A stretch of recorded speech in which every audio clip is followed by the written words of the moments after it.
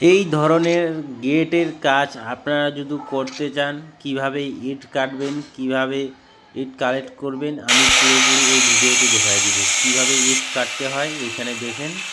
আর চ্যানেলটাকে সাবস্ক্রাইব করে পাশে থাকেন, বেল আইকনটা অন করে রাখবেন, তাতে আমার প্রত্যেকটা ভিডিও সর্বপ্রথম আপনার কাছে পৌঁছে যাবে।